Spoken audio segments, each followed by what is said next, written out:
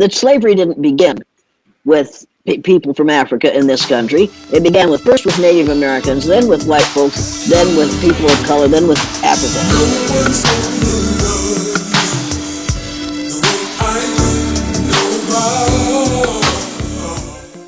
Welcome to the Dark Times channel. And before I chime in today, make sure you go ahead and hit that like button for me. And if you haven't subscribed to the channel yet, please go ahead and do that as well. And so recently, Miss Jane Elliot, known for her anti-racism activism, Jane Elliot is probably most famously known for her blue-eyed, brown-eyed experiment or exercise that she did on third graders back in 1968. The brown-eyed people do not get to use the drinking fountain. You'll have to use the paper cups. You brown-eyed people are not to play with the blue-eyed people on the playground because you are not as good as blue-eyed people. And I would say it was a very unpopular exercise back in 1968. A lot of people within the Dominus Society had an issue with Jane Elliot being so outspoken and, having her controversial methods at showing discrimination at work and the effects on discrimination, especially as it pertains to children. That woman told me to come with the brown-eyed group, and I'm grateful that you're not teaching any longer and that you're doing talk shows, because I would hate to have my child being taught by someone so angry as you are. You're obviously very angry and hostile, and I really feel badly about that. So Jane Elliot is somebody, who deserves her flowers, and she deserves to be recognized for years of her anti-racism crusade and activism in the community. So she definitely deserves that. And so recently, Jane Elliot was in an interview, and it was actually on the Viral Hip Hop News channel. So shout out to them, shout out to the Viral Hip Hop News channel. And she was asked a pretty direct question as it pertains to reparations. I'm gonna go ahead and play a little bit of the video, and then of course, I'm gonna come back and chime in. How do you feel about reparations? Well, let me put it this way. I'm going to lose most of your black audience now, but this is the way it is. The first modern human beings that came to this continent came from Africa. And the people who are suffering the most from COVID are Native Americans who came from Africa. And so she spoke correctly when she said that the first modern people that came here were so-called black people. Got no problem with that. There's no issue with that at all. And then she backdoors that statement by saying the people who are suffering the most from COVID are Native Americans. And so y'all notice with Jane Elliot, she almost said the people who are suffering the most are black, and she caught herself. And the people who are suffering the most from COVID are Native Americans. And so Jane Elliot knows exactly how to choose her words. She may be 90 years old, but she's definitely sharp as a tack. She quickly caught herself. She was about to say black, but she changed it. Like I said, Native American, almost like wink, wink, not you blackies, only the red Native American. And so she purposely went out of her way to dismiss the idea of the so-called black man and woman being native to the Americas. And so for her to do that so casually just lets me know that it was no accident. She did it on purpose. So if any of y'all have read Ivan Van Sertima, They Came Before Columbus, if you read that book, he outlines in great detail on how for thousands of years that the so-called black man had already been in America, or what is known as the Americas. And one of his main points of interest is, the Olmec heads. And these Olmec heads date back between 1200 and 400 BC. And in these statues, you can definitely see that these are Negroid, or what you would call Negroid people. And anyone that tries to argue and say that these are so-called Negroid features, for the most part, they're just being disingenuous. It's not even something that should be up for debate. And so I would say the majority of so-called black people are now waking up to at least the idea that a good amount of so-called black people are native to this land. A lot of us have grandmothers and great-grandmothers who told us that we were from a certain Native American tribe.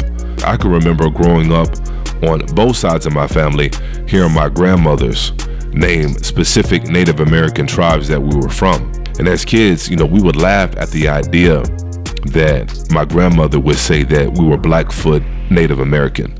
And this is well before Google and all those different search engines, to be able to even verify what a Blackfoot Native American looks like or where a Blackfoot Native American is from. The only Native Americans that were in television and still on television for the most part was the so-called red Native American. Those are the only Native Americans that they were shown on television. And so when our grandmother would tell us that we're Blackfoot Native American or we're Cherokee Indian or whatever the case may be, when we would hear that, we would all laugh at the idea. We would joke about it, saying that, we're Blackfoot Indian because we got black feet, or, just silly stuff that kids like to tease about. And so we really didn't take it too seriously. For the most part, growing up, we were African American. That was the title that we were given, and we were proud of it. We were proud to represent our so-called brothers and sisters in Africa. Like I said, the majority of us are waking up to the idea. Not all of us and not all of our ancestors were captured from Africa and brought here. And that's not based on opinion or how I feel or how other people feel. That's based on firsthand accounts.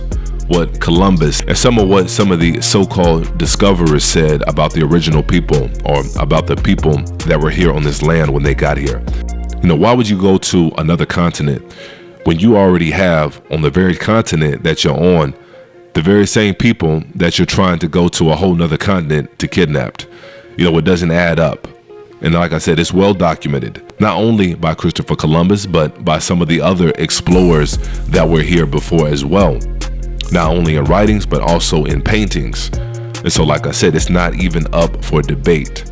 If you want to go by the official documents, only 3 to 5% of the slaves that were captured in Africa were brought to the Americas.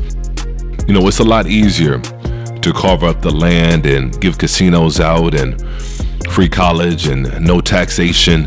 It's a lot easier to give those benefits out to a few red-skinned Native Americans versus have to shell out land and money and resources to the majority of the people that were populating this continent. It's a lot easier to separate them and divide them up as red Native Americans.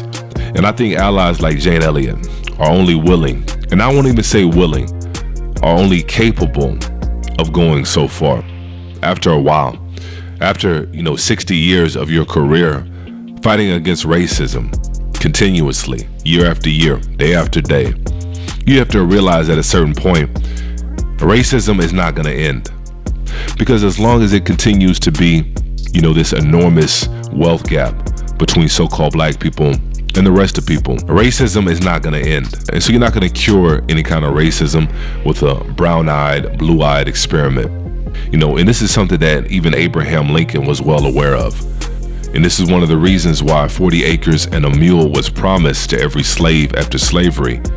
They said it was going to be damn near impossible for them to survive on their own without any resources. You can't just free a group of people that have been enslaved for over 400 years, robbed of their identity, the worst kind of atrocities that most of us could not even imagine. Nobody even knows or has any inclination as to all the atrocities. We have no idea. We think we do, but we have no idea. We have no clue. Some of the books that I've read of first-hand slave accounts on plantations and all the other stories that you never hear about. Roots was the PG version of slavery.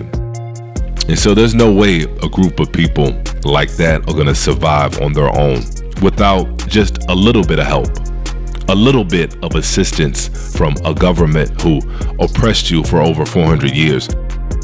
Strong, healthy men and women, every resident of the United States is entitled to 160 acres of land. They've got so much of it, they give it away for free. And these are the very people that they had to go to for jobs. These were the very people that they had to go to for government assistance. These are the very people that they were supposed to go to for medical care. So that was the issue that people like Abraham Lincoln and people within his administration foresaw. You can't just free a group of people that have been through the most inhumane experience in human existence. You can't just free a people like that without a little bit of assistance.